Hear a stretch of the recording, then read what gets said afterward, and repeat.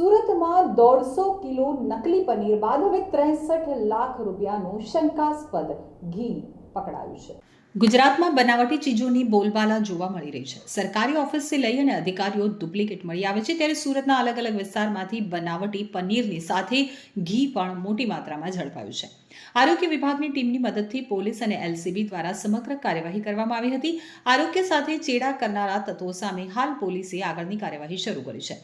તો સુરત પોલીસ દ્વારા પાલિકાની ટીમ સાથે રેડ કરવામાં આવી છે। વરાછા પોલીસ દ્વારા પાલિકાની આરોગ્ય ટીમ દ્વારા દરોડા કરવામાં આવ્યા છે।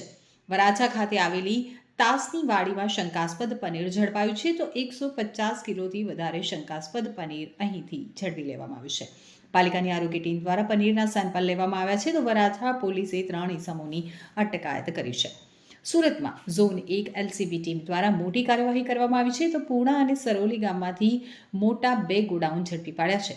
ઝોન 1 એલસીબી દ્વારા 63 લાખનો ઘીનો જથ્થો કબજે કરવામાં આવ્યો છે।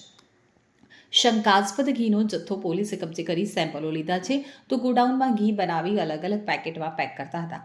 શંકાસ્પદ ઘીનો જથ્થો સુરત શહેર અને જિલ્લાના દુકાનોમાં વેચતા હતા। તો પૂર્ણા પોલીસ સ્ટેશનમાં જાણવાજોગ ફરિયાદ નોંધી પોલીસે તપાસ શરૂ કરી છે। ઝોન 1 એલસીબી દ્વારા એક વ્યક્તિની અટકાયત કરવામાં આવી છે। ગુજરાતમાં બનાવટી ચીજોની બોલબાલા જોવા મળી રહી છે, તો સરકારી ઓફિસથી લઈ અધિકારીઓ ડુપ્લિકેટ મળી આવે છે। તો સુરતના અલગ અલગ વિસ્તારમાંથી બનાવટી પનીરની સાથે ઘીની પણ મોટી માત્રા ઝડપાઈ છે। આરોગ્ય વિભાગની ટીમની મદદથી પોલીસ અને એલસીબી દ્વારા સમગ્ર કાર્યવાહી કરવામાં આવી છે। આરોગ્ય સાથે ચેડા કરનારા તત્વો સામે હાલ પોલીસે આગળની કાર્યવાહી હાથ ધરી છે।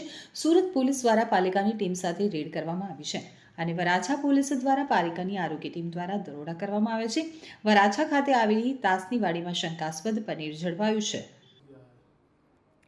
कल 28 जनवरी 2025 को बातमी के आधार पर हमारी एलसीबी की टीम ने जोन 1 के विस्तार में पूना और सरोली पुलिस स्टेशन के विस्तार में 3 स्टोर्स में शंकास्पद घी की बरामद किया है।